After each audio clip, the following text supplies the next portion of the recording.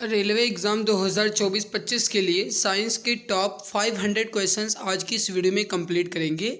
जो भी प्रश्न हैं ये अब तक पूछे गए प्रश्न पर आधारित हैं, यानी अब तक जितने भी एग्ज़ाम में पूछे गए हैं उसको ध्यान में रखते हुए ये साइंस की क्लास है। बहुत कम समय में मैं 500 प्रश्नों को कंप्लीट करने वाला हूं, तो ये क्लास आपके लिए बहुत ज़्यादा यूज़फुल है। आप क्लास को लास्ट तक ज़रूर देखिएगा। क्लास खत्म होने के बाद अपना फीडबैक ज़रूर शेयर करना मेरे भाई कि मेहनत आपको कैसी लगती है। अगर अच्छी लगती है तो लाइक ज़रूर कर दिया करो। चैनल पे पहली बार आए हो तो सब्सक्राइब कर लो ताकि आने वाली क्लास की नोटिफिकेशन आपको समय से मिला करे, क्योंकि आप जानते हो कि क्लास की कोई टाइमिंग फिक्स नहीं है। तो गाइज आप सब्सक्राइब करके बेल आइकन को दबा दोगे तो आपको नोटिफिकेशन मिलता रहेगा। चलिए शुरू करते हैं। तो चलिए अब हम बढ़ते हैं क्वेश्चंस की तरफ। देखो मैं आपको बता दूं गाइस कि आपको चैटिंग वगैरह कुछ भी नहीं करना है। आपको बिल्कुल आसानी से बैठ करके क्वेश्चंस को देखते हुए चलना है और आंसर को समझते हुए चलना है, ठीक है ना। तो गाइस यहाँ पर आपको मल्टीपल चॉइस क्वेश्चन है, ना ही ऑब्जेक्टिव क्वेश्चन है। मतलब गाइस आपको ध्यान दे करके केवल और केवल देखना है और अपने कानों से सुनना है, दिमाग लगाना है बस मेरे भाई, ठीक है। मैं आपको अच्छे से समझाने की हर संभव कोशिश करूंगा। देखो पहला क्वेश्चन है कि तेल की बूंद पानी पर क्यों फैल जाती है। इसका सही आंसर हो जाएगा, वो हो जाएगा जल का तनाव, जो गाइस पृष्ठ तनाव है वो अधिक होता है। इसकी वजह से जो तेल की बूंद है या पानी की बूंद जो है मेरे भाई यह फैलती है, या पानी की बूंद जो है गाइस ये गोल होती है, ठीक है।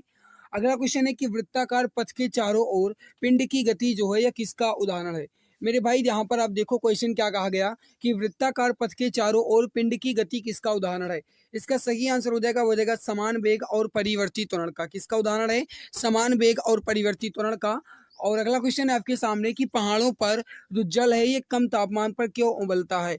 मेरे भाई याद रखना यह क्वेश्चन आपसे पूछा जा सकता है। देखो मैं आपको बता दूं कि अगर आप इस क्लास को अंत तक देख लेते हो, हर एक क्वेश्चन आपको कंठस्थ हो जाते हैं, तो गाइस मैं आपको ये इतना जरूर कह सकता हूँ। देखो मैं प्रॉमिस तो नहीं कर सकता हूँ, लेकिन मैं इतने उम्मीद जरूर लगा सकता हूँ मेरे भाई कि आपका लगभग हर संभव क्वेश्चन पूर्ण रूप से कंप्लीट होने की कोशिश जो है आपकी ये कंप्लीट हो जाएगी। मतलब फिजिक्स से संबंधित आपके जितने क्वेश्चन बन सकते हैं वो आपके सारे के सारे यहाँ पर कंप्लीट हो जाएंगे, ठीक है। लेकिन दिमाग लगा करके आपको क्वेश्चंस को यहाँ पर देखना है। पहाड़ों पर जल जो है ये कम तापमान पर क्यों उबलता है, आपसे ये पूछा गया। पहाड़ों पर वायु दाब जो है मेरे भाई ये कम होता है, जिसकी वजह से इसका क्वथनांक जो है मेरे प्यारे भाई या क्या होता है, घट जाता है। अगला है कि जो केट है यह किस सिद्धांत पर कार्य करता है। तो यह जो है मेरे भाई यह न्यूटन के तृतीय नियम पर, जिन्हें हम क्रिया प्रतिक्रिया का नियम भी कहते हैं। बादल वायुमंडल में क्यों तैरते हैं, इसका कारण है गाइस वो है अल्प घनत्व के कारण। करेक्ट आंसर हो जाएगा अल्प घनत्व के कारण। अगला है कि लोलक की कालावधि किस पर निर्भर करती है। तो लोलक की जो कालावधि है गाइस वह उसकी लंबाई के ऊपर निर्भर करती है। पिंड का भार कहाँ शून्य नहीं होगा। कोई भी पिंड है उसका भार जो है कहाँ पर शून्य नहीं होगा, वह हो जाएगा पृथ्वी के सेंटर पर, ठीक है। पृथ्वी के केंद्र पर भाई किसी भी पिंड का भार जो है यह शून्य नहीं हो सकता है, तो यहाँ पर हो जाएगा पृथ्वी के केंद्र पर। अगला है कि किसी पिंड का वजन किसके केंद्र से प्रतिक्रिया करता है। तो वह उसके गुरुत्वाकर्षण केंद्र से प्रतिक्रिया करेगा। देखो अगर आपको लगता है कि मैं फास्ट करवा रहा हूँ, या फिर अगर आपको लगता है कि क्लास जो है थोड़ी तेज चल रही है, तो आप वीडियो की जो गाइस स्पीड है वो स्लो मोशन में आप कर सकते हैं, ठीक है। आप 175 गाइस कर ले तो आपको ज़्यादा मिल जाएगी। अगर आपको लगता है मैं स्लो बोल रहा हूँ तो आप स्पीड को बढ़ा भी सकते हैं। किसी पिंड का वजन किसके केंद्र में प्रतिक्रिया करता है। तो वह हो जाएगा गुरुत्वाकर्षण। अगला क्वेश्चन आपके सामने कि जो बादल है या किस कारण वायुमंडल में तैरते हैं गाइस, या अल्प घनत्व या फिर अभी आपने कहा निम्न घनत्व, ये आपका हो जाएगा। अगला है कि ऊंचाई बढ़ने से वायुमंडलीय दाब पर क्या प्रभाव पड़ता है। अगर ऊंचाई बढ़ेगी तो वायुमंडलीय दाब जो मेरे भाई वह कैसा होता है, घटता है। पहाड़ों पर चढ़ने वाले व्यक्ति आगे क्यों झुकते हैं। पहाड़ों पर जो चढ़ने वाले व्यक्ति हैं आगे इसलिए झुकते हैं गाइस ताकि उनकी स्थिरता जो है यह बढ़ जाए। तो अपनी स्थिरता को बढ़ाने के लिए पहाड़ों पर जो चढ़ने वाले व्यक्ति होते हैं मेरे भाई वह झुक जाते हैं। अगला कि वॉशिंग मशीन का कार्य सिद्धांत क्या है। वॉशिंग मशीन का कार्य सिद्धांत क्या है, आपसे यह क्वेश्चन पूछा गया है। इसका सही आंसर हो जाएगा, वो हो जाएगा अपकेंद्रण। जो भी मित्र यहाँ पर बता रहे हैं कि अपकेंद्रण बिल्कुल करेक्ट हो जाएगा, बिल्कुल परफेक्ट आंसर आपका हो जाएगा। अगला है कि किसी लिफ्ट में बैठे हुए व्यक्ति को अपना भार कब अधिक मालूम पड़ेगा। देखो भाई किसी भी लिफ्ट में अगर आप बैठे हो तो अपना भार आपको कब अधिक मालूम पड़ेगा, आपसे पूछा गया है। क्वेश्चन आपसे क्या कहा गया कि किसी भी लिफ्ट में बैठे हुए व्यक्ति को अपना भार जो है ये कब अधिक मालूम पड़ेगा। तो गाइस जब लिफ्ट जो है यह त्वरित गति से ऊपर की ओर जा रही होगी, जब लिफ्ट त्वरित गति से ऊपर की ओर जा रही होगी तब उस लिफ्ट में बैठे हुए व्यक्ति को अपना भार जो है यह अधिक मालूम पड़ेगा अपने वास्तविक भार से, ठीक है। जल के वाष्प में परिवर्तन जो है गाइस वह क्या कहलाता है। तो वह गाइस उसका भौतिक कहलाता है, ठीक है। जल का वाष्प में परिवर्तन जो गाइस ये क्या होता है, उसका भौतिकी होता है। हवाई जहाज में यात्रा करते समय पेन से स्याही निकलने लगती है, तो वायुदाब में कमी के कारण पेन से स्याही निकलने लगती है। कार्य का मात्रक क्या होता है, याद रखना मेरे भाई जूल होता है। द्रव की बूंद की आकृति जो है गाइस ये गोलाकार होने का क्या कारण है? तो इसका पृष्ठ तनाव। वर्षा की बूंदें गोलाकार क्यों होती हैं? तो सतही तनाव के कारण। ठीक है, तो यहाँ पर आपने देखा मेरे भाई ये इंपॉर्टेंट क्वेश्चन आपके थे। ये फर्स्ट पेज हमारा कंप्लीट हुआ। सेकंड पेज की तरफ बढ़ते हैं। सेकंड पेज आपका आया इसकी प्रेशर कुकर में खाना जल्दी क्यों बनता है? तो गाइस पानी का क्वथनांक जो है ये बढ़ जाता है। कहने का मतलब है पानी का जो गाइस उबलने की प्रक्रिया है ये थोड़ी तेज हो जाती है, जिसकी वजह से प्रेशर कुकर में खाना जो है जल्दी बन जाता है। बारिश की बूंदें किसके कारण गोल होती हैं? आपसे यह क्वेश्चन पूछा गया। इसका सही आंसर हो जाएगा पृष्ठ की तनाव के कारण। धातु की शुद्धता का निर्धारण किसकी सहायता से किया जाता है? तो धातु की शुद्धता का जो निर्धारण मेरे भाई यह आर्कमिडीज के सिद्धांत पर किया जाता है। अगला है कि वॉशिंग मशीन किस सिद्धांत पर कार्य करती है? तो यह अपकेंद्रण के सिद्धांत पर। न्यूटन सेकंड जिन्हें आप कहते हो मेरे भाई न्यूटन सेकंड, ये जो है किसका मात्रक है? तो यह गाइस जो है यह संवेग या फिर जिन्हें आप कहते हो मोमेंटम, उसका मात्रक हो जाएगा। गुरुत्वीय त्वरण का मान कितना होता है? आपसे यह क्वेश्चन पूछा गया है। पृथ्वी के स्थान के अक्षांश पर निर्भर करता है गाइस जो इसका मान होता है गुरुत्वीय त्वरण का। ठीक है, 9.8।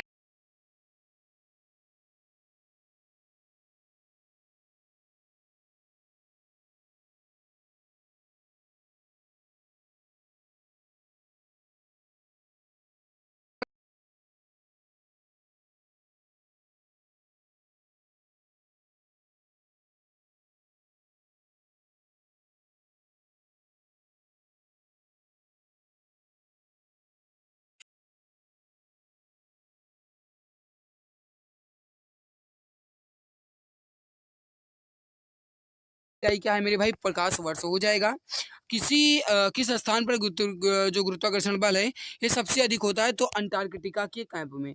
ठीक है, अगला है कि दो धातुओं के बीच घर्षण बल का क्या कारण है? तो उनके पृष्ठों पर अनियमितता होती है, जिसकी वजह से उनके बीच घर्षण जो है गाइस ये होता रहता है। अगला है कि मोथरे चाकू से चीजों को काटना क्यों मुश्किल है? मोथरे चाकू मतलब यह हो गया जिन्हें आप कहा जाए तो मतलब अपने बोलचाल भाषा में, गांव की भाषा में कहते हैं कुंद। ठीक है, कुंद कहा जाता है, जो अगर चलता ना हो तो किसी दिए गए बल के लिए दाब को भोथरा चाकू काम कर देता है। इसकी वजह से गाइस काटना मुश्किल होता है। गुरुत्वाकर्षण का सार्वत्रिक जो गाइस नियम है यह किसने दिया था? आपसे यह क्वेश्चन पूछा गया। इसका सही आंसर हो जाएगा न्यूटन ने। वॉशिंग मशीन किस सिद्धांत पर कार्य करती है? तो वह कार्य करती है सेंट्रीफ्यूगेशन या फिर जिन्हें आप कहते हो अपकेंद्रण। कार्य करने की क्षमता को क्या कहते हैं? शक्ति कहते हैं। इसका मात्रक क्या होता है? वाट होता है। आपसे पूछा जा सकता है, तो याद रखना। ठीक है, हम कोशिश करेंगे मेरे भाई कि मैं लगभग 45 से 50 मिनट में, या मुश्किल से हो जाएगा तो 1 घंटे में हम आपके पूरे 500 प्रश्नों को कवर करवा देंगे। ठीक है, तो कोशिश करना मेरे भाई, आप क्लास को अंत तक जरूर देखना। ठीक है, अगला है कि तूफानों से घरों से जो गाय छतें हुए या क्यों उड़ जाते हैं? तूफान में घरों से जो गाय छतें होती हैं, जो गाय टीन टप्पर होते हैं, क्यों उड़ जाते हैं? तो बर्नौलीज के सिद्धांत के आधार पर गाइस ये कार्य होता है। वर्षा की बूंद का आकार किसके कारण गोल होता है? तो पृष्ठ तनाव के कारण, क्योंकि ये क्वेश्चन आपका इंपॉर्टेंट बहुत है, तो इसलिए मैंने इसे बार बार कर रखा है। अगला कि बैरोमीटर से क्या नापते हैं मेरे भाई? तो बैरोमीटर से वायुमंडलीय दबाव को मापा जाता है। सही आंसर क्या हो जाएगा यहाँ पर? आपका हो जाएगा वायुमंडलीय का दबाव। जो भी मित्र बता रहे हैं बैरोमीटर से हम वायुमंडलीय दबाव को मापते हैं, बिल्कुल सही है, हो जाएगा, बिल्कुल करेक्ट आंसर आपका हो जाएगा। अगला है विद्युत प्रवाह की इकाई क्या होती है मेरे भाई? तो विद्युत प्रवाह की इकाई क्या हो जाएगी यहाँ पर? एम्पियर। अगला है कि कोई व्यक्ति बर्फ की सतह सख्त सतह पर कैसे चल सकता है? तो उसे रोलर स्केट से इस्तेमाल करना चाहेगा, तभी वह बर्फ की सतह पर चल सकता है। अगला कि पृष्ठ तनाव की इकाई क्या है? इसका आंसर आप सभी को बताना है कि पृष्ठ तनाव की इकाई क्या है। इसका सही आंसर हो जाएगा न्यूटन प्रति मीटर। पृष्ठ तनाव की इकाई क्या हो जाएगी? न्यूटन प्रति मीटर। अगला कार्य की इकाई क्या है या कार्य का मात्रक क्या है? तो कार्य ऊष्मा और ऊर्जा। कार्य ऊष्मा और ऊर्जा जो है मेरे भाई, यह इसका जो मात्रक होता है यह जूल ही होता है। सही आंसर क्या हो जाएगा यहाँ पर? आपका हो जाएगा जूल। अगला है कि डेसिबल इकाई का प्रयोग क्या मापने में होता है? तो वह गाइस होता है ध्वनि मापने में। किसी वस्तु का भार सबसे कम कहाँ पर होगा? तो पृथ्वी के केंद्र पर सबसे कम होगा। और हर्ट्ज क्या मापने की यूनिट है? तो गाइस यह तरंगों की आवृत्ति को मापता है, हर्ट्ज। लिफ्ट में मनुष्य का वजन कम कम रहता है या फिर कब कम महसूस होता है? तो जब लिफ्ट जो है गाइस वह तेजी से नीचे की ओर जा रही होगी, तब लिफ्ट में बैठे व्यक्ति को अपना वजन जो है यह कम महसूस होगा या कम आभास होगा। प्रकाश वर्ष मात्रक है किसका? तो ये दूरी का है गाइस। अभी आपने बताया कि जो गाइस सितारों की दूरी है किस में मापी जाती है? तो प्रकाश वर्ष में, या एक वर्ष में चली गई जो गाइस सूर्य द्वारा दूरी है, या प्रकाश वर्ष ही कहलाती है, जिन्हें आप लाइट ईयर कहते हो। ठोस से गैस में बदलना क्या कहलाता है? देखो, ठोस से गैस में बदलना ऊर्ध्वपातन कहलाता है। जैसे गाइस आपने देखा होगा, ये कल ही आपको क्वेश्चन आया था, तो कपूर जो है मेरे भाई यह ठोस से गैस में बदलने की क्रिया पर आधारित है। प्रेशर कुकर में खाना जल्दी क्यों पकता है? तो जल का क्वथनांक बढ़ जाता है।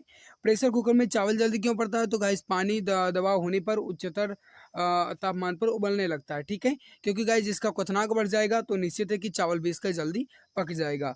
अगला है कि बर्फ को बुरादे में पैक क्यों किया जाता है? तो जो गाइस बुरादा है ये ऊष्मा का क्या होता है? सुचालक नहीं बल्कि कुचालक होता है, ठीक है। तो बर्फ जो है जो गाइस ये है इसमें हम बुरादे को इसलिए पैक करते हैं क्योंकि बुरादा जो है मेरे भाई ये ऊष्मा का कुचालक होता है। अगला है कि ध्वनि तरंग जो है किस रूप में यात्रा करती है? तो अनिर्देश तरंग के रूप में यहाँ पर यात्रा करने आई है, ठीक है।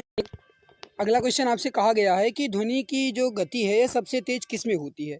हालांकि गाइस मैं आपको बता दूं कि जो ध्वनि की गति है ये सबसे तेज किस में होती है? तो ये होती है ठोस में, ठीक है।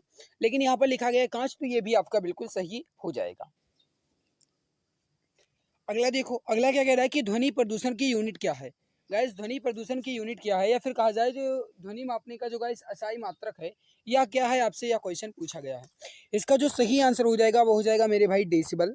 अगला आपके सामने की ध्वनि तरंगे किसके कारण प्रतिध्वनि उत्पन्न करते हैं?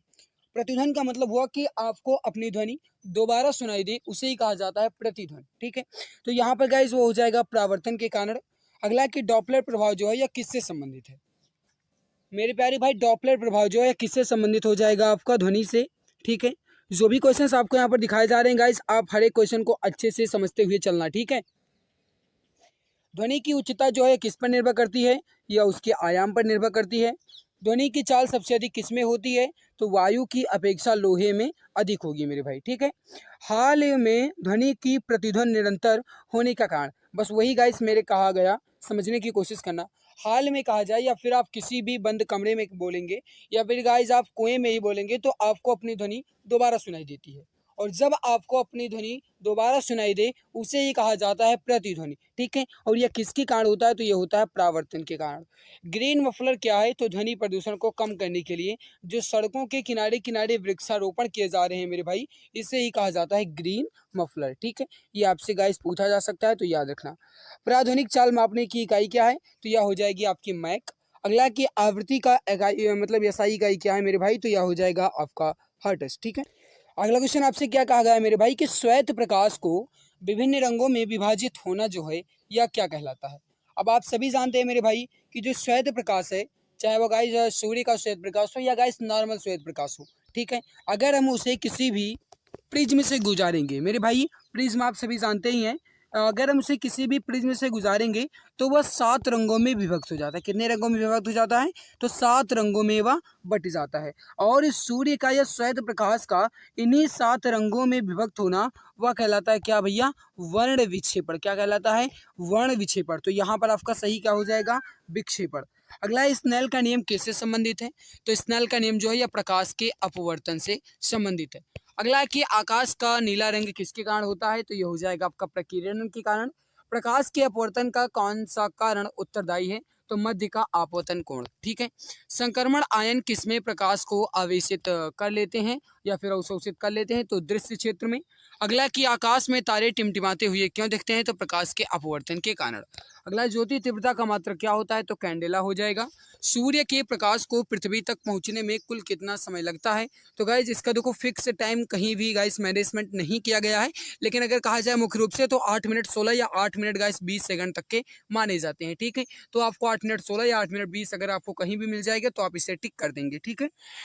अगला है लेंस की क्षमता किस में मापी जाती है? तो यह डायोप्टर में मापी जाती है। अगला है कि साबुन के पतले झाग में चमकदार रंगों का बनना किस परिघटना का परिणाम है? तो यह हो जाएगा बहुलित परावर्तन और व्यतिकरण का, ठीक है। अगला है कि वाहनों में पीछे देखने के लिए किस दर्पण का प्रयोग किया जाता है? तो उसे हम प्रयोग करते हैं उत्तल दर्पण का। अगला है कि अस्त होते समय या गाइस उगते समय सूर्य लाल दिखाई देता है, इसका कारण क्या है? तो यह हो जाएगा प्रकीर्णन के कारण। अगला है कि मृग तृष्णा जो है यह किसका उदाहरण है? तो यह पूर्ण आंतरिक परावर्तन का उदाहरण है। हीरा चमकदार क्यों दिखाई देता है? तो सामूहिक आंतरिक परावर्तन के कारण। मृग तृष्णा बनने का कारण तो वही गाइस आपका पूर्ण आंतरिक परावर्तन। प्रकाश का रंग निश्चित किया जाता है तो यहाँ पर तरंग दैर्ध्य के द्वारा, ठीक है। देखो मैं बहुत तेज आपको यहाँ पर बता रहा हूँ गाइस कि मैं सोचता हूँ कि आपका कम समय में पूरे के पूरे क्वेश्चंस कवर कर लिए जाए, ठीक है। 500 प्रश्न है और 500 के 500 प्रश्न आपके पूरे जो प्रश्न हैं ये सारे के सारे गाइस हम आपके कम समय में पूरे कवर करने की कोशिश कर रहे हैं और हो सकता है कि आपका कम समय में कवर भी हो जाए, लेकिन गाइस आपको पूरी क्लास को अंत तक जरूर देखना है। समुद्र के पानी का रंग नीला क्यों होता है, आपसे यह कहा गया। देखो गाइस, जल के अणुओं द्वारा जो नीचे प्रकाश का प्रकीर्णन होता है, जिसकी वजह से गाइस जो समुद्र का पानी है यह मुझे नीला दिखाई देता है। ठीक है, अब मुख्य रूप से मेरे भाई कहा जाए तो प्रकाश के प्रकीर्णन के कारण ही हमें समुद्र का जो पानी है यह नीला दिखाई देता है। सूर्य की किरणों में कुल कितने रंग होते हैं? 7 रंग होते हैं, आप जानते ही हैं, जिन्हें हम विबग्योर के नाम से याद रखते हैं, यानी इसके क्रम को हम विबग्योर के नाम से याद रखते हैं। ठीक है मेरे भाई। अगला क्वेश्चन है कि सीवी रमन को नोबेल पुरस्कार किस लिए मिला? अब सीवी रमन को नोबेल पुरस्कार किस लिए मिला, आपसे यह क्वेश्चन पूछा गया। थोड़ा समझो, आसान है गाइस, थोड़ा समझने की कोशिश करो। सीवी रमन को नोबेल पुरस्कार गाइस जो है यह किस लिए मिला? यह मिला था प्रकाश के प्रकीर्णन के अध्ययन के लिए। किसके लिए? प्रकाश के प्रकीर्णन का अध्ययन करने के लिए सीवी रमन को नोबेल पुरस्कार से नवाजा गया था। ठीक है, अगला रॉकेट जो है गाइस यह किस सिद्धांत पर कार्य करता है? तो यह जो है ये संवेग रूपांतरण के सिद्धांत पर कार्य करता है, जो कि हो जाएगा गाइस आपका न्यूटन का 3rd लॉ। अगला कि प्रतिदीप्ति का मात्रक क्या है? जो गाइस प्रतिदीप्ति है या फिर कहा जाए ज्योति तीव्रता, इसका जो मात्रक है मेरे प्यारे भाई याद रखना क्या हो जाएगा आपका? कैंडेला। अगला कि वायु की क्षैतिज गति से होने वाले ऊष्मा के अंतरण को क्या कहते हैं? तो वह कहते हैं चालन। आपसे ये पूछा जा सकता है, याद रखना। ठीक है, देखो मैं सोचता हूँ कि कम समय में आपके पूरे क्वेश्चंस कवर कर लिए जाएं। सो गाइस मैं थोड़ा फास्ट आपका यहाँ पर क्वेश्चंस करवा रहा हूँ। अगर आपको थोड़ा ज़्यादा तेज लग रहा है तो आप क्लास की स्पीड को स्लो कर सकते हैं।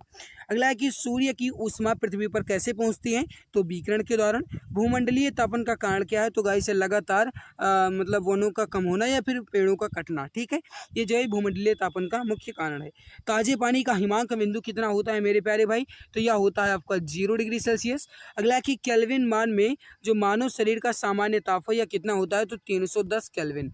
अगला है कि रेफ्रिजरेटर में थर्मोस्टेट का कार्य क्या होता है? रेफ्रिजरेटर या फिर जिन्हें गाइस कहा जाए तो घर की भाषा में कहा जाता है फ्रिज। ठीक है, तो फ्रिज में जो गाइस थर्मोस्टेट लगा होता है उसका कार्य क्या है? तो एक समान तापमान को बनाए रखने के लिए। किसका गाइस कार्य होता है? तो यह होता है कि जो तापमान होता है इसको एक समान बनाए रखने के लिए, ना तो ज़्यादा हो ना ही कम हो, इसको एक समान तापमान बनाए रखने के लिए गाइस जिसका प्रयोग किया जाता है। ठीक है, शीतकाल में कपड़े में जो गाइस गर्म है ये क्यों रखते हैं? कहने का मतलब शीतकाल में कपड़े जो गाइस ये हमें गर्म क्यों रखते हैं? तो ये हो जाएगा शरीर की ऊष्मा को बाहर जाने से रोकते हैं। जो गाइस गर्म कपड़े हैं ये शरीर की ऊष्मा को बाहर जाने से रोकते हैं, जिसकी वजह से गाइस हम शरीर में जो गाइस शीतकाल में या ठंडियों में कपड़े पहनते हैं मेरे भाई, यह हम गर्म कपड़े पहनते हैं। ठीक है, ताकि हमें गर्मी लगे और जो गाइस ऊष्मा है ये हमारे शरीर के अंदर ही रहे। ठीक है, अगला आपके सामने कि बाल पेन किस सिद्धांत पर कार्य करता है? तो गुरुत्वीय बल पर। अगला है कि आपेक्षिक आर्द्रता हम किस रूप में मापते हैं? तो आपेक्षिक आर्द्रता को हम प्रतिशत के रूप में मापते हैं। किस तापमान पर जल का घनत्व अधिकतम होता है? तो 4 डिग्री सेल्सियस पर। आणविक संगठन के द्वारा ऊष्मा का संप्रेषण क्या कहलाता है? तो संवहन कहलाता है। ये गाइस आपने देखा होगा जब मैं आपका गाइस मल्टीपल चॉइस के क्वेश्चन करवाता हूँ, या फिर कहा जाए मेरे भाई तो जब मैं आपका ऑब्जेक्टिव क्वेश्चन करवाता हूँ तो ये सारे के सारे क्वेश्चन हम आपके कंप्लीट करवाते हैं मेरे भाई, वही आपके रिपीटेड क्वेश्चन आ रहे हैं। देखो मैं आपको बता दूं कोई पहाड़ नहीं है भाई, कुछ भी पहाड़ नहीं है, लेकिन आपको पढ़ना पड़ेगा, उसके लिए संघर्ष करना पड़ेगा। ठीक है, कोई भी गाइस आपको आसानी से नहीं मिल जाती, चाहे आप गाइस 2 रोटी ही खाने के लिए बात करो। अगर आप किसी से 2 रोटी मांगोगे तो वह 2 रोटी नहीं देगा। क्यों नहीं देगा? क्योंकि वो कहेगा पहले आप काम करो, इसके हकदार बनो, तभी आपको 2 रोटी मिल सकती है।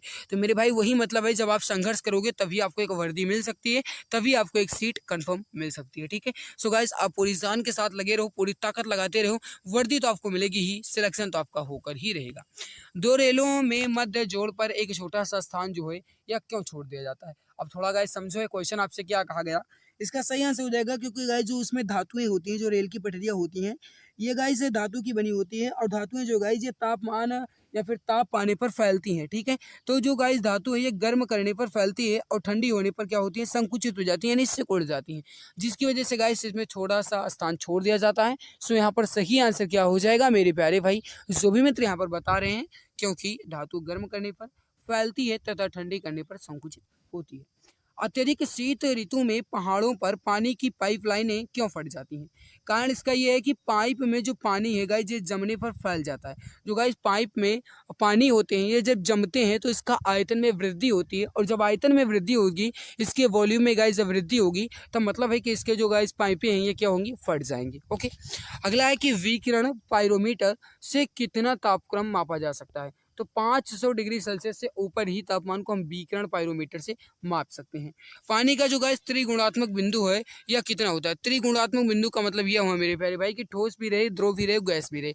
तो 273.16 डिग्री केल्विन जो गाइस ये त्रिगुणात्मक बिंदु हो जाएगा। अगला कि इंसोलेशन या फिर जिन्हें आप कहते हो आपतन, इसका अर्थ क्या है? आपतन मतलब होगा इसकी आने वाली जो सौर किरणें हैं। कहने का मतलब है गाइस ये मान लीजिए आपका कोई मान लीजिए गाइस यहाँ पर ये आपका कोई भी दर्पण ही मान लीजिए, या कोई आप कहा जाए गाइस कुछ भी आप मिरर मान सकते हैं, ठीक है, दर्पण ही मान सकते हैं।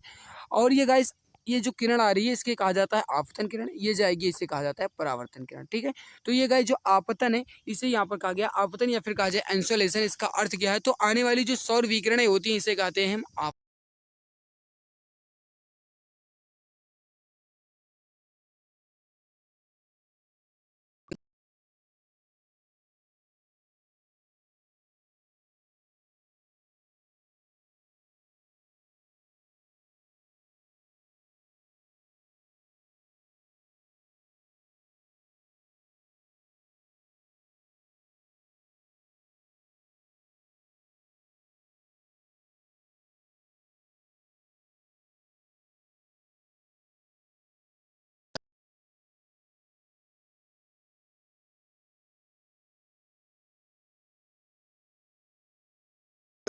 जिससे आपके अंदर पढ़ने की रुचि हो और पढ़ने के बाद मैं ये दावे के साथ कहता हूँ आपके अंदर का पूरा जो डर है जीके का वो ख़त्म हो जाएगा और ये आपके लिए यह ई बुक रामबाण साबित होगी। अगर आप इस ई बुक को परचेज करना चाहते हैं, अपने अंदर के जीके का डर भगाना चाहते हैं, तो इस ई बुक को अभी मात्र 39 रुपये में परचेज कर सकते हैं।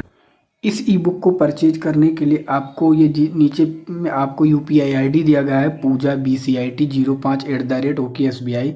इस पर आप 39 रुपये पे करके आपको इस नंबर पे स्क्रीनशॉट सेंड करना है। यहाँ पे आपको ई बुक सेंड कर दी जाएगी। अगर आपको नहीं पता है ई बुक हमें कैसे परचेज करनी है तो इस नंबर पे आपको व्हाट्सएप मैसेज करना है, यहाँ आपको पूरी जानकारी दे दी है कि जाएगी। जल का सबसे अधिक घनत्व जो है ये किस पर होता है मेरे भाई? तो जो जल का ये सबसे अधिक घनत्व या सर्वाधिक घनत्व जो होता है ये 4 डिग्री सेल्सियस पर होता है, ठीक है। अगला है कि जल की विशिष्ट ऊष्मा कितनी होती है? तो जल की विशिष्ट ऊष्मा जो है यह केवल और केवल 1 होती है। सीवी रमन को नोबेल पुरस्कार कब मिला? 1930 में। आपने अभी गाइस इसके पहले भी क्वेश्चन देख लिया है। ये क्वेश्चन आपका इंपॉर्टेंट बहुत है, ओके प्यारे भाई। अगला है कि कैमरे में किस प्रकार का लेंस उपयोग में लाया जाता है? यानी कि जो कैमरा होता है उसमें जो लेंस का लगाए होते हैं, लेंस लगे होते हैं, वो किस प्रकार के लेंस होते हैं? आपसे यह क्वेश्चन पूछा गया है, थोड़ा समझना इंपॉर्टेंट है आपका क्वेश्चन। तो कैमरे में किस प्रकार के लेंस के उपयोग में लाए जाते हैं? अवतल लेंस या फिर जिन्हें आप कहते हो कॉनकेव लेंस, ठीक है। ऑप्टिकल फाइबर जो गाइस ये प्रयोग किसमें किया जाता है? ऑप्टिकल फाइबर का जो प्रयोग है यह किसमें किया जाता है? आपसे यह क्वेश्चन पूछा गया है। सही आंसर हो जाएगा संचार में, ठीक है।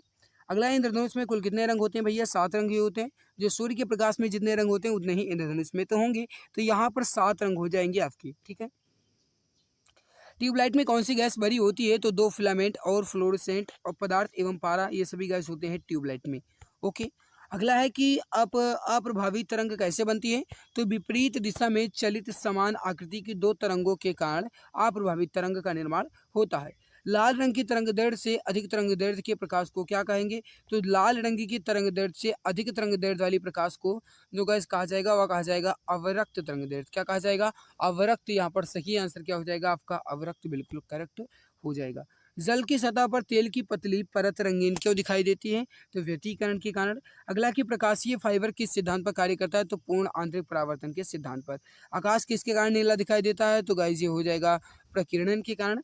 अगला कि समुद्र की सीपी किस कारण से सुनहरी दिखाई देती है? तो यह ध्रुवण के कारण सुनहरी दिखाई देती है। इंद्रधनुष किस कारण से बनता है? तो ये गाइस आपतन और अपवर्तन और परावर्तन के कारण बनता है। अगला प्राथमिक रंग कौन कौन से होते हैं? तो लाल, नीला और हरा। लाल, नीला और हरा जो है मेरे भाई ये आपके प्राइमरी रंग होते हैं या प्राइमरी कलर होते हैं या फिर कहा जाए प्राथमिक रंग होते हैं। अगला प्राथमिक रंग जो गाइस है कौन कौन से होते हैं? आपने देखा ही, लाल, नीला और हरा। तारे का रंग जो गाइस है यह क्या दर्शाता है? तो तारे का रंग जो है यह क्या दर्शाता है? उसका तापमान दर्शाता है, ठीक है। अगला है कि प्रकाश की अधिकतम गति किसमें किस माध्यम में होती है? तो प्रकाश की अधिकतम गति जो है किस माध्यम में होती है मेरे भाई? निर्वात में अधिकतम होगी, ठीक है। पेरिस्कोप किस सिद्धांत पर कार्य करता है? तो परावर्तन और अपवर्तन के सिद्धांत पर कार्य करता है पेरिस्कोप। अगला है रिफ्लेक्शन एंड जो गाइस रिफ्रैक्शन है, ये गाइस इसी सिद्धांत पर कार्य करता है, ठीक है। यहाँ पर ये इंग्लिश में लिखा हुआ है, इसी का मतलब यहाँ पर ये लिखा है। अगला है कि उच्चतम तरंगदैर्ध्य रंग जो है किस में मिलता है, तो ये लाल रंग में मिलता है। अगला, यदि वायुमंडल ना होता तो आकाश का रंग कैसा दिखाई देता, तो जिस प्रकार से अंतरिक्ष यात्री को आकाश का रंग दिखाई दे रहा है उसी प्रकार से गाइस हमें सबको भी दिखाई देता अगर वायुमंडल ना होता तो, ठीक है। लेकिन ना होता तब भैया, ठीक है वायुमंडल तो हमें तो नीला दिखाई दे रहा है, तो यहाँ पर सही आंसर क्या हो जाएगा, हमें काला दिखाई देता। अगला कि सितारों का रंग क्या दर्शाता है, तो वह उसका तापमान दर्शाता है। लाल फूल को हरे प्रकाश में रखने पर क्या दिखाई देगा, जब लाल फूल को हरे प्रकाश में रखा जाएगा तो वह कैसा दिखाई देगा, काला दिखाई देगा। अगला है कि पानी में रखी पेंसिल मुड़ी हुई दिखाई क्यों दिखाई देती है, तो यह प्रकाश के अपवर्तन के कारण दिखाई देती है। रंगों के समूह को क्या कहा जाता है, तो रंगों के समूह को वर्णपट्टी कहते हैं। आंतरिक यात्री को आकाश किस रंग का दिखाई देता है, अभी मैंने आप सभी को बताया था कि आंतरिक यात्री को जो आकाश है गाइस ये काला रंग का दिखाई देता है। अगला है कि छाया गठन किसके द्वारा समझाया जा सकता है, तो प्रकाश के सीधे प्रसार के द्वारा। कोहरे में हम क्यों नहीं देख पाते, तो प्रकाश के प्रकीर्णन के कारण कोहरे में हमें नहीं दिखाई पड़ता है। ओके, अगला क्वेश्चन है कि रमन का प्रभाव जो है किससे संबंधित है, तो या प्रकाश से संबंधित है या फिर लाइट से संबंधित है। और गाइस इसे इन्हीं प्रकाश के लिए या फिर इन्हीं प्रभाव के लिए गाइस जो नोबेल पुरस्कार है ये 1930 में इन्हें दिया गया था, ठीक है, सीवी रमन को। अगला आपके सामने कि प्रकाश का वेग अधिकतम किस में होता है, तो प्रकाश का वेग जो है अधिकतम किस में होगा मेरे भाई, निर्वात में होगा। आंखों की रेटिना किस तरह कार्य करती है, तो जिस प्रकार से कैमरे में फिल्म कार्य करता है उसी प्रकार से आंखों की रेटिना भी कार्य करती है, ठीक है। इंद्रधनुष में सबसे ऊपरी भाग में कौन सा रंग होता है, गाइस आपने देखा है विवग्योर, यानी कि सबसे ऊपरी भाग कौन सा हो जाएगा आपका गाइस, यहाँ पर हो जाएगा लाल, ठीक है। सबसे नीचे कौन सा होता है, तो वॉयलेट। अगला है कि रेल इंजन चालक के लिए किस प्रकार का मोटर संस्तुत है, तो डीसी मोटर बिल्कुल सही हो जाएगा। अगला, विद्युत बल्ब में कौन सी गैस भरी जाती है, तो नाइट्रोजन। फ्यूज तार का प्रयोग क्यों किया जाता है, तो सर्किट में प्रवाहित होने वाले अधिक विद्युत को रोकने के लिए, यानी एक सीमित विद्युत देने के लिए हम फ्यूज तार का प्रयोग करते हैं। और गाइस से घर की जो मतलब परिपथ होता है मेरे भाई, विद्युत का परिपथ होता है, उसकी सुरक्षा के लिए हम फ्यूज तार का इस्तेमाल करते हैं, ठीक है। अगला है कि गैल्वेनोमीटर से किसका मापन किया जाता है, या तो फिर गैल्वेनोमीटर से हम किसका पता लगाते हैं, तो गाइस गैल्वेनोमीटर से हम धारा का पता लगाते हैं। विद्युत धारा का चुंबकीय प्रभाव जो है यह सबसे पहले किसने अवलोकित किया, तो गाइस ऑस्ट्रेट के द्वारा सबसे पहले अवलोकित किया गया था। प्रेरकत्व का मात्रक क्या है मेरे भाई, तो हेनरी प्रेरकत्व का मात्रक हो जाएगा। अगला कि मैग्नेटिक फ्लक्स का मात्रक क्या है या चुंबकीय फ्लक्स का मात्रक क्या है, तो यह हो जाएगा आपका वेबर। चल कुंडली या फिर जो गाइस मूविंग कॉइल है इसे क्या मापा जाता है, तो इससे उच्च आवृत्ति के एसी को मापते हैं। सही आंसर क्या हो जाएगा, उच्च आवृत्ति के एसी को। चुंबकीय सुई जो है यह किस तरफ संकेत करती है मेरे भाई, तो यह गाइस जो है ये तांबा की ओर संकेत करती है।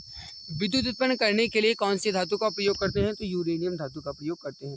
टंगस्टन का गलनांक बिंदु कितना होता है, 3000 डिग्री सेंटीग्रेड। अगला है कि टेस्ला चुंबकीय की इकाई क्या है, क्षेत्र हो जाएगा। अगला है कि विद्युत का सबसे अच्छा सुचालक कौन सा है, तो ग्रेफाइट हो जाएगा। अगला है मेरे भाई कि किसी धातु की चालकता सबसे अधिक होती है, तो किस धातु की चालकता सबसे अधिक होगी मेरे भाई, चांदी की। अगला कि विद्युत चुंबक में क्रोड के रूप में किसका इस्तेमाल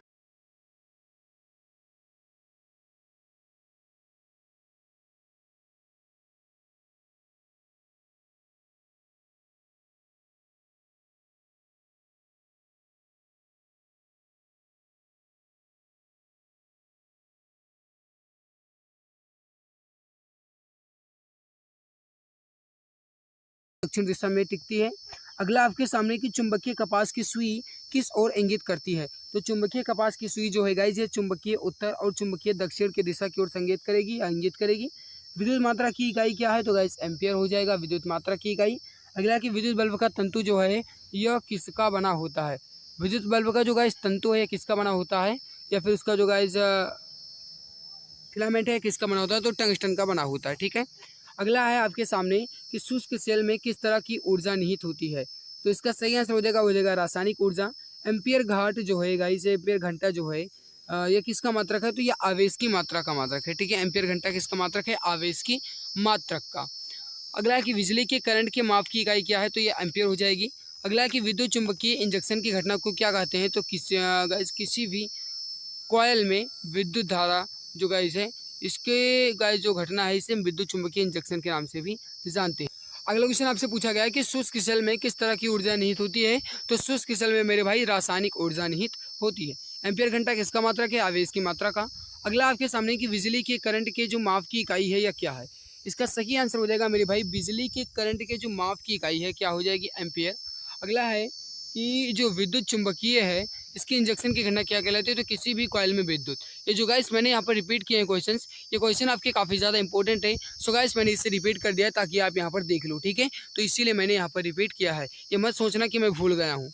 अगला आपके देखो तो कि धारा को पैदा करना, चुंबक और कॉइल को आगे पीछे विस्थापित करना, ये जो गाइस है ये किसका कारण होता है? तो किसी भी कॉइल में विद्युत इंजेक्शन या फिर विद्युत चुंबकीय इंजेक्शन की घटना को।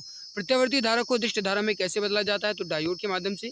विद्युत प्रतिरोध की इकाई क्या होती है? ओम, बिल्कुल सही आंसर हो जाएगा।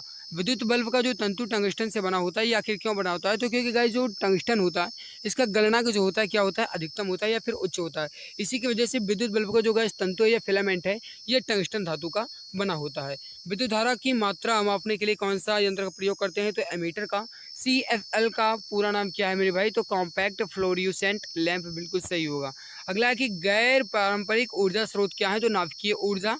अगला है कि किस विकिरण की या फिर किस किरण की भेदन क्षमता सबसे अधिक होती है? तो गामा किरणों की भेदन क्षमता सबसे अधिक होती है। अगला क्वेश्चन आपसे पूछा गया कि नाभिकीय रिएक्टर में ऊर्जा उत्पन्न होती है, तो गाइस ये जो होती है यह नियंत्रित विखंडन के द्वारा नाभिकीय रिएक्टर में ऊर्जा उत्पन्न होती है। देहली आवृत्ति क्या है? तो जिसके नीचे प्रकाश वैद्युत उत्सर्जन संभव नहीं होता उसे ही कहा जाता है देहली आवृत्ति।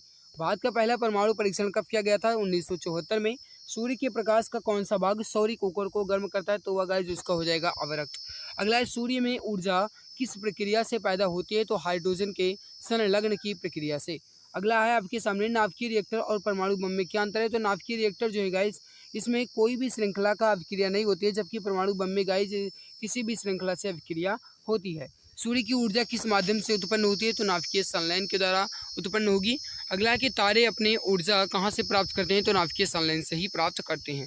एक कृत्रिम उपग्रह में विद्युत ऊर्जा का स्रोत क्या होता है? तो सौर सेलों के लेजर जो गाइस यहाँ पर विद्युत ऊर्जा का स्रोत है या क्या हो जाएगा? सौर सेल, ठीक है। अगला लेजर बीम जो गाइस है इसका उपयोग किस में होता है? तो आँख की चिकित्सा में। परमाणु जो गाइस पायल है इसका प्रयोग कहाँ होता है? तो नाभिकीय विखंडन के प्रचालन में परमाणु पायल का प्रयोग किया जाता है। भारत में स्थापित पहला परमाणु संयंत्र कहाँ को या फिर कौन सा है? तो सही आंसर हो जाएगा आपका तारापुर, बिल्कुल करेक्ट हो जाएगा। अगला क्वेश्चन आपके सामने कि डायोड में धारा कितनी दिशा में बहती है? तो केवल और केवल एक ही दिशा में बहती है, ठीक है। अगला आपके सामने कि रडार का जो प्रयोग है या किसके लिए किया जाता है? तो जहाजों या वायुयानों आदि को ढूंढना या फिर मार्ग निर्देश करने के लिए रडार का प्रयोग हम करते हैं। सिल्वा क्या है भैया? तो ये फ्रांस द्वारा प्रायोजित यूरेनियम संवर्धन की एक परमाणु लेसर विधि है जिन्हें हम सिल्वा के नाम से भी जानते हैं। विद्युत चुंबकीय तरंगें क्या होती हैं? तो यह एक प्रकार की यक्ष किरणें होती हैं। अगला आपके सामने कि सौर ऊर्जा का स्रोत क्या है? तो नाभिकीय संलयन जो है ये सौर ऊर्जा का स्रोत हो जाएगा। अगला है कि क्रायोजेनिक इंजन कहाँ उपयोग होता है? तो यह हो जाएगा आपका रॉकेट टेक्नोलॉजी में। आइंस्टीन को नोबेल पुरस्कार क्यों दिया गया? तो प्रकाश वैद्युत प्रभाव के लिए आइंस्टीन को नोबेल पुरस्कार से नवाजा गया। कणों के द्वारा हीट ट्रांसफर को जो हीट ट्रांसफर करने की क्रिया है या ऊष्मा ट्रांसफर करने की जो क्रिया है इसे क्या कहते हैं? तो इसे रेडिएशन कहते हैं। ओजोन क्षेत्र सबसे अधिक किसके ऊपर बन रहा है? तो ये अंटार्कटिका देश के ऊपर सबसे अधिक बन रहा है, ठीक है। और ओजोन क्षेत्र का पता जो है जी अंटार्कटिका के वैज्ञानिकों के द्वारा ही लगाया गया था। ग्रहगति नियम का निरूपण किसने किया? तो जॉनिस कैप्लर ने किया। अगला है कि रात्रि में आकाश में कौन सा ग्रह लाल दिखाई देता है? मेरे भाई याद रखना मंगल ग्रह जो है ये लाल दिखाई देता है, ठीक है। अगला क्वेश्चन आपसे पूछा गया है मेरे भाई कि चांद पर उतरने वाला नहीं, उसके पहले तो आपका क्वेश्चन इसके फुरार क्वेश्चन क्या कह रहा है कि सूर्य ग्रहण कब होता है? सूर्य ग्रहण मेरे भाई कब होगा? जब सूर्य का प्रकाश पृथ्वी पर नहीं पहुंचेगा तभी तो हम कहेंगे सूर्य ग्रहण हो रहा है। मतलब सूर्य और पृथ्वी के बीच में क्या आ जाएगा? चंद्रमा आ जाएगा। जैसे मान लो ये आपका सूर्य है, ये आपकी पृथ्वी है, इसके बीच में गाइस जब चंद्रमा आ जाएगा तब हो जाएगा आपका सूर्य ग्रहण, ठीक है। तो यहाँ पर सही आंसर क्या हो जाएगा? सूर्य और पृथ्वी के बीच में जब चंद्रमा आ जाता है तब सूर्य ग्रहण लग जाता है। अगला कि चांद पर उतरने वाला पहला मनुष्य कौन था? सही आंसर हो जाएगा वो हो जाएगा नील आर्मस्ट्रांग। इसरो का फुल फॉर्म क्या है? इंडियन स्पेस रिसर्च ऑर्गेनाइजेशन जो है गाइस जी इसरो का फुल फॉर्म होता है। अगला है कि गैलीलियो गैलीली कौन थे? तो एक गाइस खगोलज्ञ थी। अगला आपके सामने कि आकाश में सबसे चमकदार तारा कौन सा है? तो सीरियस आपका बिल्कुल सही आंसर हो जाएगा। अगर आपने अभी तक क्लास को लाइक नहीं किया है, लगता है मैं आपके लिए मेहनत करता हूँ, आपके लिए पूरी जी जान शिद्दत के साथ लगा हुआ हूँ, तो गाइस आप सभी की जिम्मेदारी, आप सभी मित्र का ये फर्ज बनता है कि कम से कम आप क्लास को तो लाइक कर ही दिया करो। मैं आपके लिए पूरी जी जान पूरी शिद्दत के साथ लगा हुआ हूँ, आपके लिए मैं हर संभव कोशिश कर रहा हूँ ताकि गाइस मैं आपके लिए जितनी कोशिश कर सकूँ आप सभी के लिए गाइस आपके सपने को पूरा करने के लिए, आपकी एक सीट को कंफर्म करवाने के लिए हम हर संभव कोशिश कर रहे हैं गाइस, ठीक है। तो आप सभी से मैं एक रिक्वेस्ट कर रहा हूँ कि जिसने भी अभी तक क्लास को लाइक नहीं किया है वो लाइक ज़रूर कर देंगे। एंड जो चैनल पे पहली बार आए हैं चैनल को सब्सक्राइब जरूर कर लेंगे मेरे भाई, ठीक है। चैनल को सब्सक्राइब करना गाइस आपकी जिम्मेदारी है, इससे आपको ही बेनिफिट मिलेगा। कोई भी क्लासेस अपलोड होंगे उसके नोटिफिकेशन आपको टाइम टू टाइम मिला करेंगे, तो चैनल को सब्सक्राइब जरूर कर लेना मेरे भाई, ठीक है। और क्लास को लाइक तो कर ही देना। देखो अगला क्वेश्चन आपसे क्या कहा गया है कि किस ग्रह को सूर्य का चक्कर लगाने में सबसे अधिक समय लगता है। हालांकि मैं आपको बता दूं गाइस कि ये जो क्वेश्चन आपसे है ये थोड़ा टाइपिंग मिस्टेक है। अगर कहा जाए मेरे प्यारे भाई तो याद रखना यहाँ पर ये प्लूटो बिल्कुल गलत हो जाएगा, ठीक है। प्लूटो तो गाइस अब यहाँ से निकाल ही दिया गया, तो इसका क्वेश्चन को हम स्किप ही कर दे रहे हैं। सबसे अधिक तेज कक्षीय गति करने वाला ग्रह कौन सा है? बृहस्पति। पृथ्वी की गोलाकार छाया चंद्रमा पर कब पड़ती है? तो चंद्र ग्रहण के समय। तारों का रंग किस पर निर्भर करता है? तो वह उसके तापमान पर निर्भर करेगा। ब्लैक होल क्या है? तो गाइस ये 6 सितारा है, ठीक है, एक 6 सितारा है। सूर्य के प्रकाश को पृथ्वी तक पहुंचने में कितना समय लगता है? तो गाइस 8 मिनट या 8 मिनट 20 सेकंड। ब्लैक होल्स क्या है? तो त्रिभुज में एक ऐसी जगह जहां गुरुत्वाकर्षण प्रकाश जो है गाइस ये किरण पुंज को भी बाहर नहीं जाने देता है, उसे कहा जाते हैं ब्लैक होल। अगला आपके सामने की जो गाइस सूर्य के सबसे नजदीक ग्रह या कौन सा है? तो गाइस सूर्य के सबसे नजदीकी ग्रह कौन सा हो जाएगा? बुध। तो बुध, शुक्र, पृथ्वी, मंगल, बृहस्पति, शनि, अरुण, वरुण। मतलब ये गाइस है कि वरुण जो है ये सबसे दूर हो जाएगा और जो बुध ग्रह मरकरी ग्रह है मेरे भाई यह सबसे अधिक नजदीकी ग्रह हो जाएगा। ब्लैक होल की जानकारी सबसे पहले किसने दी? तो यश चंद्रशेखर ने। अगला है कि मेघनाद शाह किस योगदान के लिए जाने जाते हैं? तो खगोल भौतिकी के योगदान के लिए जाने जाते हैं। अगला है कि जो गाइस यहाँ पर सोलर सिस्टम है इसको किसने खोजा था? तो कैप्लर ने खोजा था। हालांकि गाइस मैं आपको बता दूं कि सोलर सिस्टम जो है गाइस ये आपको कैप्लर तो बहुत कम लेकिन कॉपरनिकस आपको ज़्यादा देखने को मिलेगा, ठीक है, तो आप कॉपरनिकस ही याद रखना। अगला है कि हे वृक्ष से किसको मापा जाता है? तो हम गाइस इससे इंडक्टेंस को मापते हैं। अगला है कि सोनार अधिकांशतः प्रयोग में लाया जाता है तो नौ संचालकों के द्वारा। साहा परमाणु भौतिकी संस्थान कहाँ है? तो कोलकाता में है। अगला आपके सामने मेरे भाई के राडार का आविष्कार किसने किया था? तो रॉबर्ट वाटरसन कॉट ने किया था, ठीक है। अगला है कि नियॉन लैंप का आविष्कार किसने किया था? नियॉन लैंप का आविष्कार किसने किया था? लुई प्रिंस ने किया था। नैनोमीटर का उपयोग किसमें किया जाता है? तो गैसों का दाब करने के लिए। डायनेमो का अर्थ क्या है मेरे भाई? तो डायनेमो का जो अर्थ है यह है मैकेनिकल ऊर्जा का इलेक्ट्रिकल ऊर्जा में परिवर्तित करना। मतलब गाइस जो यांत्रिक ऊर्जा है इसको हम विद्युत ऊर्जा में परिवर्तित करते हैं तो डायनेमो के माध्यम से ही परिवर्तित करते हैं। ओके चलो भैया नेक्स्ट क्वेश्चन आपके सामने कि दूरबीन का आविष्कार किसने किया था? तो गैलीलियो गैलीली ने किया था। सापेक्ष आर्द्रता किससे मापी जाती है? हाइग्रोमीटर से। पायरोमीटर किससे नापने के लिए प्रयोग में लाया जाता है? तो उच्च तापमान को। आर्किमिडीज किस देश के थे? तो गाइस ये ग्रीस से थे। लॉ ऑफ फ्लैटिंग्स किस जो सिद्धांत है या फिर गाइस उत्प्लवन का नियम है इसकी खोज किसने की थी या सिद्धांत किसने दिया था? तो आर्किमिडीज ने यह सिद्धांत दिया था, ठीक है। टेलीविजन का आविष्कार किसने किया था? तो J.L. वेर्ड ने। राइट ब्रदर्स ने किसका आविष्कार किया था? तो विमान का या फिर वायुयान का। एक्सरे का आविष्कार किसने किया था? तो रॉयंटजन ने। अगला है कि सूर्य के किरणों की तीव्रता मापने वाले उपकरण को क्या कहते हैं? तो एक्टियोमीटर कहा जाता है। भौतिक विज्ञान में प्रथम नोबेल पुरस्कार पाने वाले जो गाइस विजेता है कौन है? विलियम रॉयंटजन, जो गाइस एक्स किरणों की खोज के लिए दिए गए थे। आइंस्टीन को नोबेल पुरस्कार क्यों मिला था? तो गाइस इन्होंने प्रकाश वैद्युत प्रभाव की क्वांटम सिद्धांत से व्याख्या के लिए और क्वांटम सिद्धांत का गाइस जो मतलब व्याख्या की थी ये आइंस्टीन ने ही की थी, ठीक है। तो यहाँ पर मेरे भाई कहने का मतलब ये है कि जो गाइस क्वेश्चन कहा गया आपसे कि प्रकाश वैद्युत प्रभाव के जो गाइस है इसके लिए हमें आइंस्टीन को नोबेल पुरस्कार दिया गया था, ठीक है। जो गाइस क्वांटम सिद्धांत है इसकी व्याख्या के लिए क्वांटम सिद्धांत का प्रतिपादन किसने किया?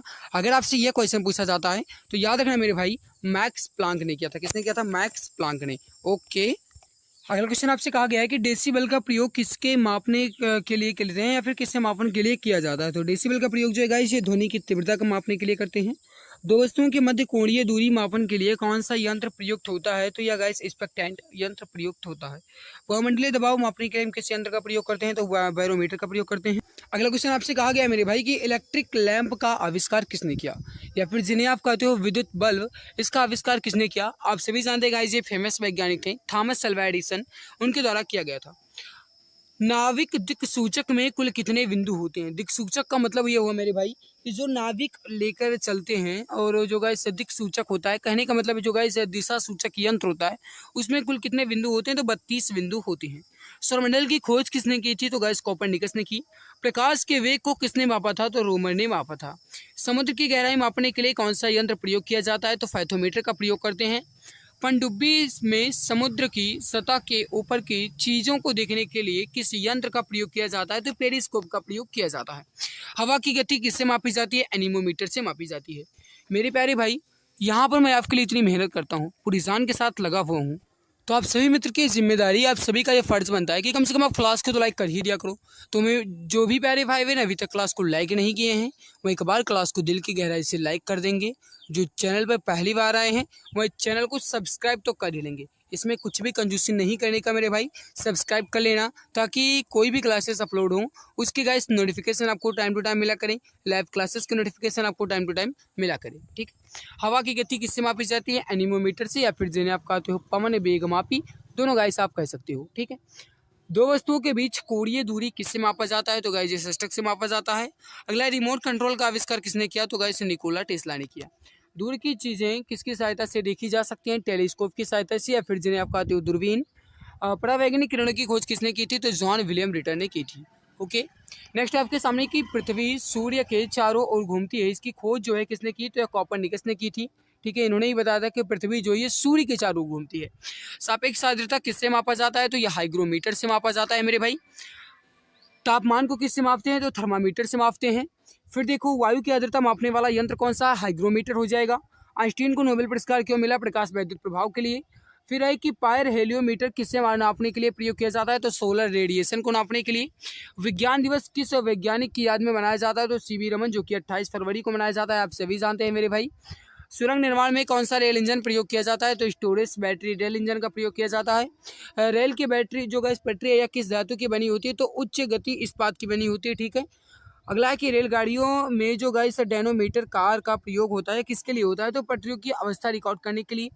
अगला है कि रेल की पटरी में जो फिश प्लेट है ये क्या काम करता है? तो दोनों पटरियों को जोड़ने का काम जो जो गैस फ्लैश प्लेट होता है ये जोड़ने का काम करता है दोनों पटरियों को। ओके, चलो भैया, अगला क्वेश्चन है कि पहली विज्ञान कांग्रेस जनवरी 1914 में कहाँ आयोजित की गई थी? तो कोलकाता में। नॉटिकल मील का उपयोग किसके लिए किया जाता है? तो नौ संचालन के लिए, या फिर कहा जाए खगोलीय दूरी का प्रयोग किसके लिए किया जाता है? तो नौ संचालन की दूरी को मापने के लिए गाइस हम खगोलीय का प्रयोग करते हैं। डेसिबल किसे नापने के लिए प्रयोग में लाया जाता है? तो वातावरण में ध्वनि को। एम्पियर क्या नापने की इकाई है? करंट, या फिर जिन्हें आप कहते हो विद्युत धारा। यंग प्रत्यास्थता का गुणांक क्या है? न्यूटन प्रति वर्ग मीटर, या फिर कहा जाए मेरे भाई तो न्यूटन प्रति मीटर स्क्वायर जो है यह यंग प्रत्यास्थता का गुणांक हो जाएगा। मात्रकों की अंतर्राष्ट्रीय पद्धति कब लागू की गई? तो 1971 में। खाद्य ऊर्जा को हम किस इकाई में माप सकते हैं? कैलोरी में। विद्युत मात्रा की इकाई क्या है? एम्पियर। एसआई पद्धति में लेंस की शक्ति को क्या कहते हैं? तो डायोप्टर कहते हैं। फिर अगला है कि कैंडेला मात्रक है, तो गाइस ये किसका है? ज्योति तीव्रता का। जूल जो है किसकी इकाई हो जाएगी? ऊर्जा, ऊष्मा, या फिर कार्य का। ल्यूमेन किसका मात्रक है? तो ज्योति फ्लक्स का। क्यूरी किसकी इकाई का नाम है? रेडियो धर्मिता का। फिर दाब का मात्रक क्या है मेरे भाई? तो पास्कल हो जाएगा। कार्य का क्या हो जाएगा? जूल हो जाएगा। प्रकाश वर्ष जो है किसकी इकाई है? दूरी की है। जड़त्व का माप क्या है? द्रव्यमान है। एंगस्ट्रम क्या मापता है? ये गाइस जो है यह तरंगदैर्घ्य मापता है। किसने न्यूटन से पूर्व भी बता दिया था कि सभी वस्तुएं पृथ्वी की ओर गुरुत्वाकर्षण से होती हैं? तो ये गाइस ब्रह्मगुप्त ने। यदि एक पेंडुलम से दोलन करने वाली घड़ी को पृथ्वी से चंद्रमा पर ले जाया जाए तो घड़ी कैसी होगी? तो घड़ी जो है गाइस ये सुस्त हो जाएगी। ठीक है, अगला है कि प्रकाश वोल्टेज सेल के प्रयोग से सौर ऊर्जा का रूपांतरण करने से किसका उत्पादन होता है? तो प्रकाशीय ऊर्जा का उत्पादन होता है। जब हम रबड़ के गद्दे वाली सीट पर बैठते हैं या गद्दे पर लेटते हैं तो उसका आकार परिवर्तित हो जाता है, ऐसा पदार्थ में पाया जाता है क्या? तो इसी पदार्थ में उसकी स्थितिज ऊर्जा पाई जाती है। तो यहाँ पर मेरे भाई हमने 500 क्वेश्चंस को कंप्लीट कर लिया। अगर आपको लगता है कि 500 क्वेश्चन नहीं थे तो आप एक एक क्वेश्चंस को गिन सकते हो, काउंट कर सकते हो। 500 क्वेश्चन थे जो कि गाइस हमने 1 घंटे से पहले ही कवर कर लिया, और ये सब गाइस हुआ है आप सभी के सहयोग से, क्योंकि गाइस आप समझते हैं कि मैंने कहा जाए तो बहुत ही फास्ट करवाए क्वेश्चंस, और मैं एक दिन और 500 क्वेश्चन आपके ले लूँगा। ओके मेरे प्यारे भाई, तो आज की हमारी मेहनत आप सभी को कैसी लगी? वीडियो के नीचे कमेंट सेक्शन में कमेंट करके जरूर बताना। अच्छी लगी है तो लाइक करना। साथ में जो भी मित्र चैनल पर पहली बार आए हैं वह चैनल को सब्सक्राइब जरूर कर लेंगे, ताकि आने वाली हर लाइव क्लास के नोटिफिकेशन जो है आपको टाइम टू टाइम मिला करे। इस क्लास की PDF कहाँ मिलेगी? वो आपको हमारे Telegram channel exam Guruji by admission पर मिल जाएगी, आप जाकर के देख लेना। ठीक है, तो मैंने बहुत ही फास्ट क्वेश्चन करवाए हैं आपके, ताकि हम कम समय में आपके पूरे क्वेश्चंस को कवर कर सकें। तो आई होप अब हमारी मेहनत आप सभी को अच्छी लगी होगी। कैसी लगी, भली बुरी बद्दी जो भी गाइस आपके प्रति हो, हाँ हमारी राय गाइस जो भी आपके प्रति हो वो आप कमेंट सेक्शन में कमेंट करके जरूर बताना, ठीक है। तो आज की इस बेहतरीन लाजवाब क्लास में बस इतना ही, मिलते हैं दूसरी नई क्लास में, तब तक के लिए नमस्कार। अब जीके विषय का डर हुआ पूरी तरह खत्म। जी हाँ, आप सभी के लिए 5000 प्लस क्वेश्चंस की ई बुक लॉन्च की जा चुकी है। इस ई बुक में आपको history, geography, economic, constitution, science के अंतर्गत फिजिक्स, केमिस्ट्री, बायोलॉजी और स्टैटिक जीके के 5000 प्लस क्वेश्चंस के साथ एक्स्ट्रा पॉइंट्स मिलेंगे। यह ई बुक आपको इमेज एंड कलरफुल मिलेगी ताकि आपको पढ़ने में मजा आए। इस ई बुक को आप मात्र 39 रुपये में परचेज कर सकते हैं, जिस पे 60% का डिस्काउंट चल रहा है। अगर आप अभी परचेज करेंगे तो आप मात्र 39 रुपये में खरीद सकते हैं। इसको खरीदने के लिए UPI ID पूजा BCI T05@OKSBI पर आपको मात्र 39 रुपये पे करना है, या फिर अन्य डिटेल्स आप व्हाट्सएप नंबर 8948667652 पे आप प्राप्त कर सकते हैं। यहाँ से भी आप परचेज कर सकते हैं। यह ई बुक आपको सभी एग्जाम्स में बहुत ज़्यादा हेल्प करेगी और आपको सिलेक्शन दिलाने में बहुत ज़्यादा मदद करेगी। बहुत बहुत धन्यवाद।